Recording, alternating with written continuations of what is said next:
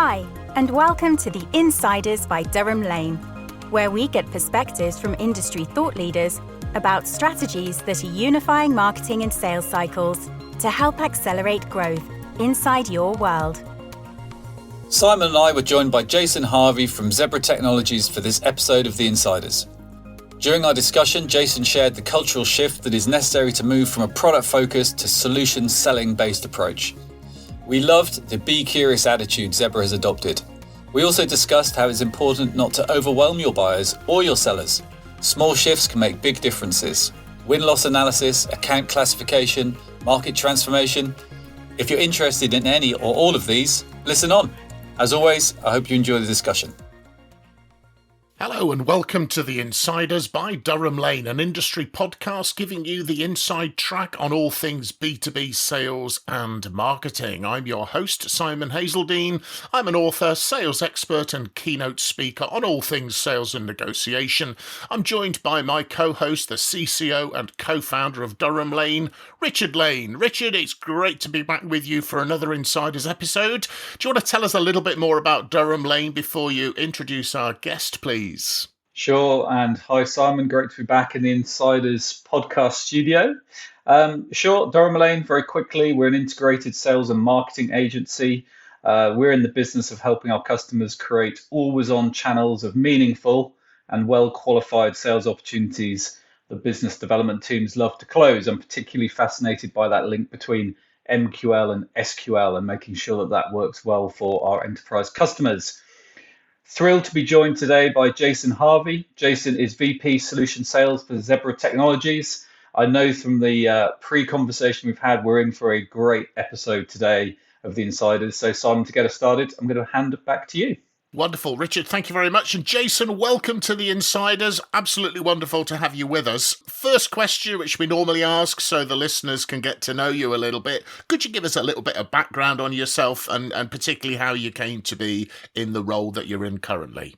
Absolutely, Simon, and thank you very much for inviting me on. So I guess I've got a bit of a different start to my sales career. I started my time in the British Army for the first 14 years of my life, serving in Her Majesty's Armed Forces doing telecommunications, which set me up nicely for the communications kind of background that I wanted to get into in civilian life. I started my career with Cisco Systems as a sales engineer, system engineer, and very quickly moved on into the world of barcode scanning, the dark arts of barcode scanning, and joined Symbol Technologies, where, again, I moved into a sales engineering management role. And then after a few years doing that, I moved into my first foray into sales management, which was running a small team, 6-7 individuals that really were looking at new verticals into the barcode scanning area that we were going after. So that was the start of the career. I've now moved into a solution sales role, and I think the idea of the background of technical sales engineering really gives me a bit of a jump on most when it comes to solution selling and understanding those complexities. And now after Symbol Technologies was acquired by Motorola Solutions and Motorola Solutions was acquired by Zebra Technologies, I've now moved from a technical role into a commercial role running the North Europe, and then moving into an EMEA role running solution sales. Very exciting opportunity for me. Wonderful, thank you. And folks, we are actually recording this on the 31st of October, Halloween, and I think it's the first time I've heard of barcode scanning being described as a dark art, Jason, but very, very, very apt considering the day that it is. But you mentioned that sort of technical background, and many of our listeners will identify with the need for sellers and also marketers to make the shift from having a technical product focus to more of a customer-centric solution focused. And be interested, as the VP of Solution Sales, how are you addressing that at Zebra? Yeah, it's a great question. I think there's many companies that have gone through this transition, product selling into solutions, and it's there's no one silver bullet, that's for sure. But the thing about Zebra Technologies is it's been going more than 50 years now. It's got a very strong market in its product, mobile computing, scanning, printing, and we've maintained a number one position across most of those markets, most of those product groups for the last 50 plus years. And that gives its own challenges. One of the great things about that is it's a very strong core portfolio. And as part of that, you've got core sellers and technical sellers that really understand their product. As Zebra Technologies is starting to move into more of a solutions-led company selling both software and services, they've become more and more exciting. They're investing through acquisitions in machine vision, automation, robotics, software as a service, retail solutions, cloud, AI, machine vision. That means the portfolio is becoming very complex. How do you take your product person from that I know a product and I'm the expert into this wide portfolio? And it's been really challenging. And again, no one silver bullet, but multiple factors. I think the first one is really creating a culture, which we're very lucky to have at Zebra Technologies, which is a culture of innovation and trust. And that's really important because you need to make sure that you put a safe environment around those product sellers moving into solutions. It's not a fire and hire culture. You need to upskill them. You need to make sure that they're aligned with their customer journey. You need to make sure that they are really putting their time and effort into focusing on solutions. And if they do fail, then that's okay, right? And you've got to give them that warm blanket to say it's okay to go and continue to sell your core, but at the same time, go and take the leap into selling solutions. And if you fail, that's okay. We'll put our arms around you. We'll put some more training. We'll put some more enablement in place. And we'll make sure we get you over that line. And I think that's probably some of the most important things at Zebra that we're doing. Yeah, it's very interesting your approach there, where some organisations will go, right, well, we'll go out and we'll bring in some solution sellers, as though these wonderful beings exist in their entirety in the market, whereas you're making sure you're recognising the kind of the legacy technical aspects and then encouraging that evolution of the sales teams. So have you got your sales leaders, sales managers kind of coaching and helping them on that journey? Yeah, we've definitely undertaken a significant transformation of our own company. And there's been a lot of internal training. We've got mentoring and coaching plans that we've had in place for a long time. And it's really, like I said, there's no silver bullet, but it's about tweaking that already existing framework that we provide at Zebra Technologies that allows the opportunity for success and that be curious attitude. And where we have made acquisitions and you've got a very strong sales team that you've acquired, we're very proud of the fact that most of those people that we acquire are staying. And it's an evolution of those skill set. I'm not saying everything is a nirvana and we get it right every time, of course not, but we're leveraging all of that new talent coming in. We're leveraging the core people. We need our core people to continue to sell the core, but it's about looking left and right by maybe 1 degree this year, taking those core products, adding 1% on, adding the following year, adding 5% on. And it's a constant evolution, but leveraging the right coaching, mentoring, feedback, culture to allow you to be successful and not have a fear around failure.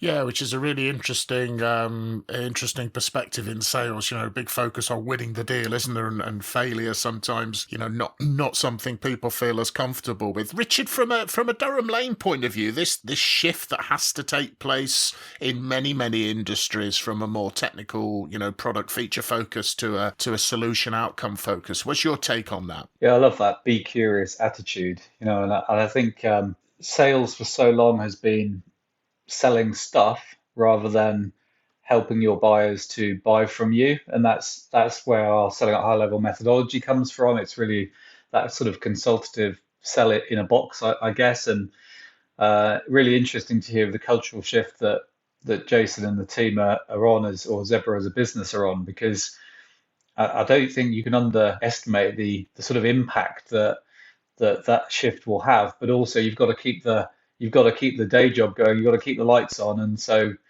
getting those two working in tandem, I think, is quite a feat. But actually, I think people, particularly technical people, when you share with them why you're doing it and perhaps help them with the how, then they're often some of the best listeners out there, aren't they? I think. Yeah, it's an important part, and selling, is a team sport, right? In the time that we're in now, without a doubt. And Jason, you mentioned at Zebra, you've got a wide portfolio of products and services and solutions, and selling across a portfolio successfully is another one of those holy grail things that many organisations are aspiring to do successfully. How do you approach, for want of a better expression, portfolio selling as an organisation? Yeah, it's another hot topic. There's I often look on a quarterly, half yearly, yearly perspective. We measure success based on your target that you've done. And certainly from a core perspective, that could be that is and continues to be a very important part of what we do today at Zebra Technologies. However, I can look at that from a solution sales perspective. We can have sales account managers that achieve target, overachieve target, but they don't sell any solutions. And is that what success looks like? So for me, it's small increments. Certainly when we've grown organically around solutions, it's very much of enabling the sales teams to understand what vertical they're in, and then getting them to understand that they can add more value to their core product that they're selling to their customer by looking 1 degree left or right and selling a wraparound solution with it.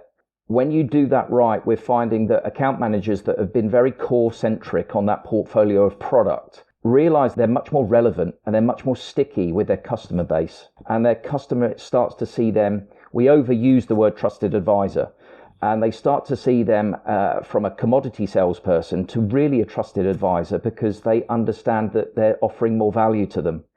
And when you can get that final moment with some of our account managers around those points, then it becomes a self-fulfilling prophecy, and the flywheel starts to turn, and you gather momentum and you start to accelerate. And the portfolio starts with those small increments, making the leap from perhaps an acquisition, for example, the machine vision acquisition. How do you get an account manager that sold a barcode scanner and a printer and a mobile computer to take that jump? Again, it's about making sure that you give the right coaching and mentoring around the elevator pitch. The account manager is going to go and see his customer that they've had for many, many years.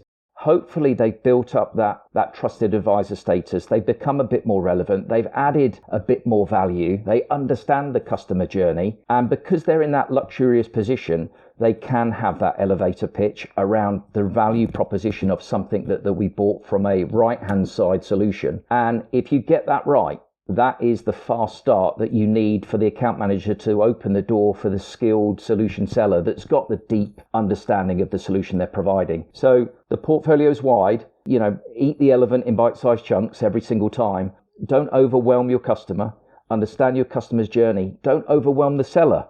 Get the seller to understand that he's not alone and he can bring in the solution specialist. And that's really how we're attacking it at Zebra today. So you're trying to sort of encourage and empower your sellers to have that initial conversation, sort of elevator pitch to grab the attention. And then for the deeper dive, then it's handed over to one of your specialists. Absolutely. And again, it's the fear of failure absolutely comes into it. You've got to do the right level of management inspection, and you have to have the right structure around account planning and a methodology that puts you in place to make sure from your account planning perspective, you understand the market, you understand your customer's journey, and you plant that seed with your seller that gives him the opportunity to go and add that value. And that's the challenge. Yeah, wonderful. I think it's a challenge many face, but clearly you're making those sort of incremental moves towards it, which I think seems to be a key theme in your kind of philosophy. I think with your portfolio, it's probably the same with, a number of my clients when they start talking to their customers about other parts of their portfolio. It's when the customer goes, I didn't know you did that. And it's just kind of like we assume our customers know our portfolio, and they don't. They often have us in a box. Correct. where they buy us from, and it's that education process, isn't it? Because they'd be delighted to talk to us about other solutions. One of the things I often say is Zebra's the best kept secret. We can be selling a printer and a wristband into healthcare, and we have done for many, many years. And sometimes when you speak to them about some of our asset tracking software and our software that drives workforce automation and efficiency and productivity, they look at me and go, wow, why didn't you come and speak to us about that? And this kind of dovetails into the questions around getting your marketing right. So it becomes very important from that perspective too. Yeah, that's a customer saying, why haven't you told me about this? I'd really like to buy it, right? I think it's selective perception as well, isn't it, though, Simon, Jason? Because, I always share the story where in our old logo, we used to have 3 services that we offered it actually underneath the name of our company. And I would forever be getting people saying, well, I didn't know you did that. And I was saying, well, every order form, every statement of work, every invoice that you've received has had it on the top right-hand corner. But actually people only see what they expect to see typically, don't they? Exactly. Yeah, and it's not the customer's job to work out what we offer, No, right? exactly. So Yeah. that's definitely our job. And Jason, in our pre-interview, you mentioned your go-to-market transformation. The changes you want to be making there. So, how do you see marketing and sales contributing to that? It's a good point, and what we're definitely seeing is our customers are changing. The solutions that we sell are changing. The world is changing, especially after the last few years about the crazy explosion of e-commerce. So we've got to make sure that we change our messaging. Much more of the sales is online. Much more of the sales is video focused. And sometimes you've got to make sure that you get your message and the value proposition message very succinct. Otherwise, you lose your customer. But what we're doing with marketing is making sure we've got a great marketing team across EMEA and the globe. And we're making sure that we get our vertical messaging right, and especially around the digitization of those messaging. We're finding more and more of our customers go online and they do their research before they even speak to anybody. And if that message is not clear and it's not succinct and it's too complex, then quite often you don't receive that inbound call, or the sell is much longer. And in order to make that very succinct, you've got to make sure that your marketing messaging is really on point. And I think at Zebra we've worked very hard around verticalizing those messages, because the message isn't a horizontal message across the board.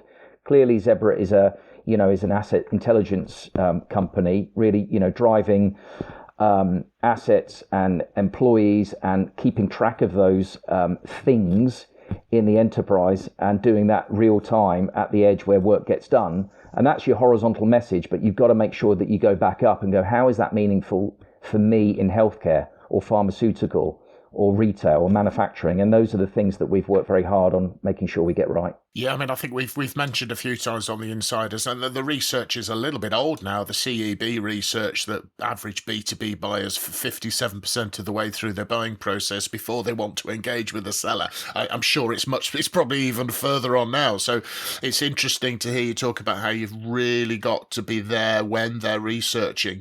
Zebra's got to be present and relevant to them at that early research stage of the customer's buying process, rather than necessarily our selling process. And I know you've got many thousand channel partners. So I'd be interested, how do you manage your channel partner relationships as part of that? Some of our listeners will have a direct approach, others will be going via the channel. So I'd be interested to get your perspective on managing that relationship. Yeah, channel partners are really the lifeblood of Zebra Technologies. I think more than 90+% of our business goes through channel partners. So it's a big part of what we do today. I think from my perspective, you've got to have the table stakes. You've got to make sure that you've got a great partner plan, award-winning partner plan. If that's great. But which allows you, a landing page, the ability to, have train and information at the hand, change marketing and add their logos and all of those kind of things. They're table stakes. But I think what you've got to have an ethos around is making sure your channel account managers with the sales engineers sit down with the channel partners and really understand the channel partners' business. Where are they looking to expand and grow? And how can we be relevant to those channel partners in helping them drive more profitability for their business using our products and portfolio of solutions? And that starts with making sure that you've got a great business plan, and it's got to be clear, succinct. You've got to set marketing targets. You've got to be able to measure results, and you've got to have the channel partners willing to not just share their pipeline, but share their success. You've got to understand if they're not being successful, why they're not being successful. And you've got to do something about that. And that's measuring win, loss, having regular quarterly business reviews with them. You want to get out of this mentality that you're going to see a channel partner and you have a nice cup of tea and a biscuit. It's got to be for a purpose. It's got to be for a reason. There's got to be real driven outcomes. And I think that's certainly where we are making sure that our channel account managers and our channel sales engineers have got real purpose and they don't waste the time of the channel partner. And I always say to my guys, the channel partner's got a choice. They won't be vendor unique. They're going to go and speak to many vendors, and it's how Zebra Technologies drives the biggest opportunity for profitability for them. Yeah, I think the days of what an old boss of mine used to refer to as cappuccino calls, where you don't achieve much more than having a nice cup of coffee, are probably well past their sell-by date. This is having business meetings and win-loss as well, Jason. I mean, I think so many organisations miss the opportunity to learn from wins and from losses. And obviously, I think the two big problems I see is wins trigger the champagne corks, and losses, people are uncomfortable to discuss failure, so it's sort of swept under the carpet. And there's so much to learn from both. Do you have a process you follow? Yeah, we do. We absolutely do. And it's a great point, because everybody likes talking about success. That's what gets you at sales kickoff. You're on the stage, you're talking about the wins, right? You're being positive. There's a time and a place, but quite often, as you said, you learn your most from your loss. Why did we lose? What did we do differently? What could we change? What's the process? So we actually split the win-loss down into vertical win-losses in our company. We drive that across EMEA. Sometimes we go on a larger scale, but typically we drive EMEA wins losses in our major verticals across the board, and we take them from a sales perspective, and we do it from a technical perspective as well, because, as you say, the losses are really important. If anything, you want to do more work on your losses, and that's where you learn your most. Yeah, it's a valuable thing. Richard, Durham Lane perspective, win-loss as a concept, how do you approach it?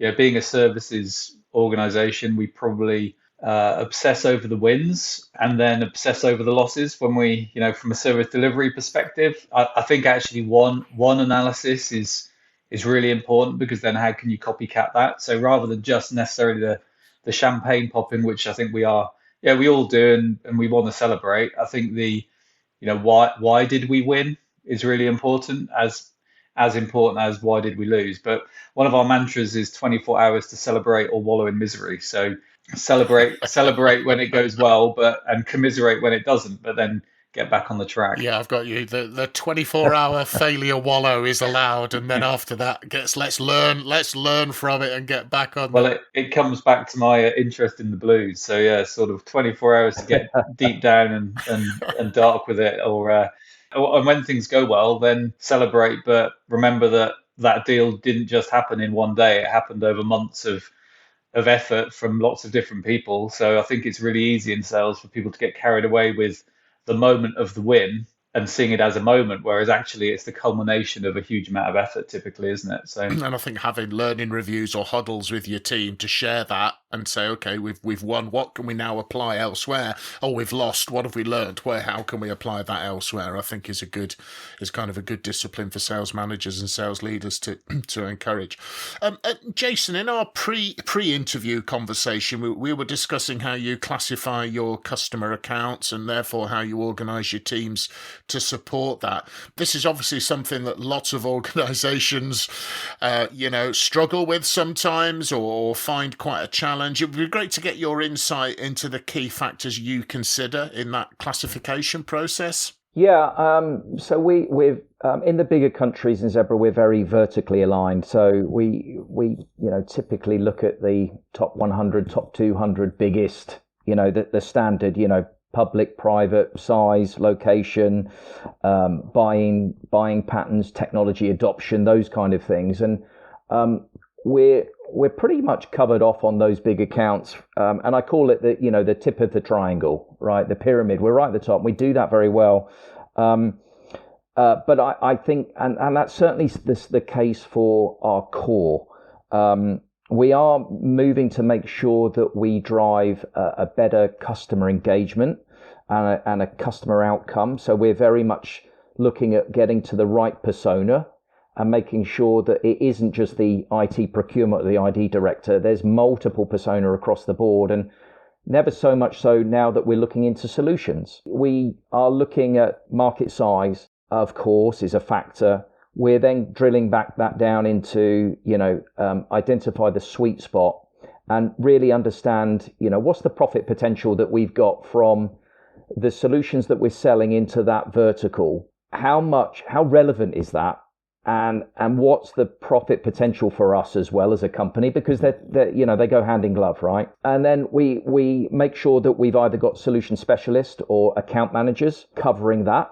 And then we need scale. You want to win the big accounts, of course you do, but to get that consistent growth, sometimes the solution sales are very long. They're 18 months plus. Sometimes they're not as consistent as you would like. There's no linearity to them. And therefore, you want to make sure that you've got the scale. So we can sometimes go, let's go and have a look at a customer that is white space. And we leverage our marketing teams with ABM, with deeper dives from a marketing standpoint to augment sales.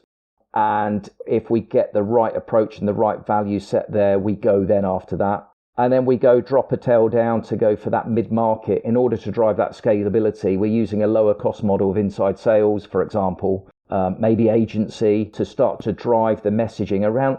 I talked about the solution. Sometimes you've got to plant the seed and get that messaging right. And it can take a sales motion of more than 12 months. And you don't want to be using your expensive resources to foster that relationship over 12 months. There's other tools to do that. And again, we use that high-touch account manager, the channel account manager, with marketing hand in glove to make sure that we've got a resource model to focus on the small, mid, longer-term opportunities. But hopefully, if you get that right, today's gravy is the long-term gravy as well, and you're just building that constant pipeline of opportunity. Yeah, so you've got that current and also future focus in your approach of looking at this, which I think, it's really important. My experience is the current big customer base seems to occupy attention, but who's going to be the customer base in the future moving forwards? And I think and resourcing appropriately can be a challenge. But so thank you ever so much for sharing your insight. So Richard, I'm going to hand to you. Give us your usual pithy summary of the key points from our conversation, please. My writing is particularly bad today, Simon, for some reason. But yeah, well, I think sort of key points really, I love the beginning of this episode talking to Jason about his background. And I think that's really come through in terms of your sort of tech background, but then into product and then the shift to solution. And you talked about a cultural shift, safe environment, upskill, so support your people properly, and then get aligned with your customers and develop and foster that be curious attitude. So nice little takeaway for anyone listening to think about how do they shift their organization. I talk about left and right and up and down, Jason, and you've talked left to right a couple of times, sort of the 1%, the 5% shift. Don't try and boil the ocean, but just look at what else, where else, how else might we do things that support our customers effectively. So that was really interesting. And I also really, I can relate this to what we're doing, but you really linked it to vertical. You've said that a lot of times. So why is that important? Well, it's about the world of your customer and the pains they're feeling rather than what you're trying to sell to them, I would suggest. We talked, as we often do, about the world is changing and the buyer is finding information digitally online. We've got to put ourselves in the places they go and we've got to be relevant. You talked about making it relevant and being present, which I thought summed that up really nicely. And we spent some time, which I think our listeners will really enjoy, around that account planning piece. And it's probably fair to say, massive generalization, but no one plans enough. We're probably all guilty of not planning as effectively as we could do. And so that one loss analysis, again, looking at that on a vertical basis, being purposeful of our engagement, and then classifying our customers and really thinking about what is the best sales motion to draw them into the funnel at some point. And we've only touched very briefly at the end there, but that really comes down to where Durham Lane spends its time, which is that link between marketing and sales. And I often refer to us as being the middleware that connects the two, but it sounds like you've got a machine there that's operating nicely and is working both from an ABM perspective, a high touch motion, and then using your solution salespeople who have all of that experience and the attitude of curiosity to then hopefully convert some of those bigger customers into long-term partners. So I think lots to take away for people, hopefully at a very practical level. So thank you, Jason. It's been amazing. You're welcome. Yeah, wonderful, Jason. But we do have one final question for you, which some of our guests tell us is the hardest question we ask.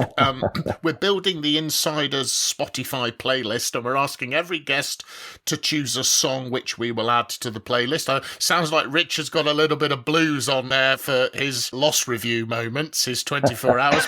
But Jason, what would be your chosen song? Well, it's a good one because I've just come back from climbing one of the highest mountain in North America, which is Denali, with a group of a team from Zebra, and it's a tough mountain, and there's some really tough times in there. I guess a little bit like sales, but one of the things that I used to put on my playlist was something that would get me up that ice wall. Something that could keep me going and keep me motivated. So it's a relatively fast pace, and it's a song called A Town Called Malice by The Jam. I used to put that on, and that would certainly get the heartbeat going, the mind racing, and it got me to the top. Fantastic. Well, there's a good high-paced choice, folks, for your motivational track. Yeah, that is a fantastic song by a great band. Excellent choice. So wonderful, Jason. Thank you ever so much for joining us on this episode of The Insiders by Durham Lane. Thank you to my co-host, Richard, and thank you for listening in, folks. And please remember to subscribe to The Insiders podcast on your preferred podcasting site to be notified of new episodes. We've got some fantastic guests coming up for you, and visit durhamlane.com to learn more about selling at a higher level. In the meantime, we'd just like to wish you every success with all of your sales and marketing efforts, folks. The Insiders by Durham Lane. Subscribe today to never miss an episode.